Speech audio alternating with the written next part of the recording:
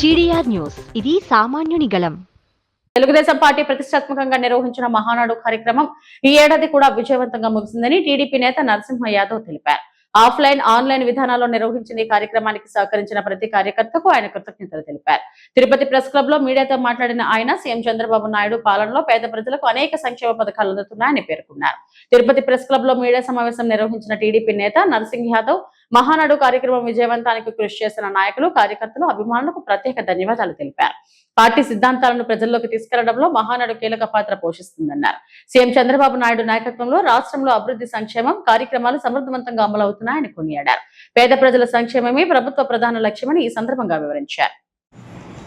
44 సంవత్సరాల తెలుగుదేశం పార్టీ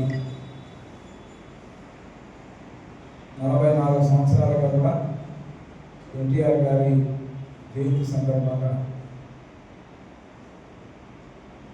మహానాడు నిర్వహించుకోవడం, గతంలో కూడా ఎన్టీ రామారావు గారు ఉన్నప్పుడు ఆయన పుట్టినరోజు వేడుకలు ఆయన ఉన్నంత కాలం కూడా భారీ ఎత్తున కూడా మహానాడు పేరుతో చేసుకోవడం జరిగింది. ఆయన మరణించిన తర్వాత జయంతి వేడుకలు కూడా భారీ ఎత్తున కూడా జరుపుకోవడం, పార్టీ ఆనవాయితీగా కూడా పెట్టుకోవడం జరుగుతూ మొట్టమొదటిసారి కరోనా అప్పుడు జూమ్ మీటింగ్ ద్వారా మహానాడు నిర్వహించుకోవడం చూసాం. ఈరోజు ఏదైతే యుద్ధాల పర్యవసానంగా ఈ యొక్క ఖర్చులకు సంబంధించి కానీ ఇంధన పొదుపుకు సంబంధించి కానీ ఏదైతే ప్రధానమంత్రి నరేంద్ర మోడీ గారు ఇచ్చిన పిలుపు మేరకు నెల్లూరులో అతి భారీ ఎత్తున జరపాలనుకున్న మహానాడుని ఏదైతే మార్చి ఈరోజు క్లస్టర్లు అంతా కూడా ఆన్లైన్ ద్వారా, ఆఫ్లైన్ ఆన్లైన్ ద్వారా ఈ యొక్క మహానాడుని 27, 28 తేదీల్లో జరుపుకోవడం. దానికి సంబంధించి చూస్తే ఈ యొక్క మహానాడులో క్లస్టర్ల వారీగా 1875 క్లస్టర్లకు సంబంధించి, అదేవిధంగా పార్టీ ప్రధాన కార్యాలయం మండలిలో ఏదైతే ప్రధానమైన వేదిక ఏదైతే ఉందో అక్కడ ముఖ్య నేతలు 150 నుంచి 200 లోపల అక్కడ పాల్గొనడం. నేను 44 సంవత్సరాలుగా కూడా మహానాడు కార్యక్రమాల్లో పాల్గొంటాను. ఆ రోజు నుంచి ఈ రోజు వరకు చూస్తే ఈరోజు జరిగిన మహానాడు ఒక నూతన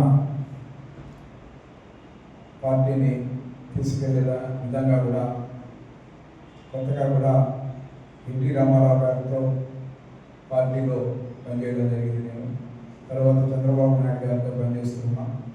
ఇప్పుడు వర్కింగ్ ప్రెసిడెంట్గా శ్రీ నారా లోకేష్ 3 తరాలతో పనిచేసే అవకాశం నాకు రావడం, ఈరోజు వర్కింగ్ ప్రెసిడెంట్గా నారా లోకేష్ ఎన్నికైన తర్వాత ఖర్చులుగా కూడా ఈ యొక్క మహానాడిని నిర్వహించుకోవడం చూస్తే 4-5 రోజుల ముందు డిసైడ్ చేసి ఎవరు కూడా ఊహించరా 1775 కోట్ల కష్టంలో మహానాడు చేసుకునే దానిపై ప్రశ్నార్థకంగా ఉంటే పూర్తి స్థాయిలో కూడా సుమారు 17 లక్షల మంది పైన పార్టీ కార్యకర్తలు, నాయకులు ఈ యొక్క కష్టంలో మహానాడులో పాల్గొని విజయవంతం చేయడమే కాకుండా ఆ యొక్క తీర్మానాలు ఒకసారి చూస్తే ఈరోజు కేంద్ర ప్రభుత్వం మహిళా బిల్లుకి సంబంధించి కానీ, డీలిమిటేషన్ బిల్లుకి సంబంధించి కానీ మొన్న జరిగిన పార్లమెంట్ దీంట్లో ఆమోదం పొందడం, తర్వాత జరుగుతున్న పరిణామాలు చూసి ఈరోజు మీ అందరికీ తెలుసు మహానాడులో కూడా ఎన్టీ రామారావు గారు మహిళలకు అధిక ప్రాధాన్యత ఇవ్వడమే కాకుండా మహిళలకు ఆస్తిలో సమాన హక్కు కల్పించిన చరిత్ర ఒక తెలుగుదేశం పార్టీ ఎన్టీ రామారావు. ఈరోజు నారా లోకేష్ గారు వర్కింగ్ ప్రెసిడెంట్ అయిన తర్వాత మహిళలకు సంబంధించి చూస్తే 33% పార్లమెంట్లో కానీ, అసెంబ్లీ సీట్లో కానీ రేపు జరగబోయే సమావేశాల్లో కేంద్ర ప్రభుత్వం ఈ యొక్క మహిళా రిజర్వేషన్ తీసుకొని సక్సెస్ అయితే ఓకే, అలా కాకపోయినా కూడా భారతదేశ చరిత్రలోనే మహిళలకు తెలుగుదేశం పార్టీ రాబోయే ఎన్నికలలో కూడా 33% ఇచ్చే విధంగా కూడా మహానాడులో నిర్ణయం తీసుకోవడం జరిగింది. దాన్ని ప్రతిపాదించిన నారా లోకేష్ గారికి మహిళా లోకమంతా కూడా ఈరోజు ఆంధ్రప్రదేశ్లో కృతజ్ఞతలు తెలియజేయడం జరిగింది. ఈ విధంగా ఈరోజు అనేక కార్యక్రమాలు ఈరోజు మనం చూస్తూ ఉంటే వైఎస్ జగన్మోహన్ రెడ్డి ముఖ్యమంత్రిగా వ్యవస్థలన్నింటినీ కూడా ఏ విధంగా ఆయన ధ్వంసం చేశారో మనం చూసాం. అటు తర్వాత ఆర్థికంగా కూడా ఈ రాష్ట్రాన్ని దివాలా తీయించిన చరిత్ర జగన్మోహన్ రెడ్డి.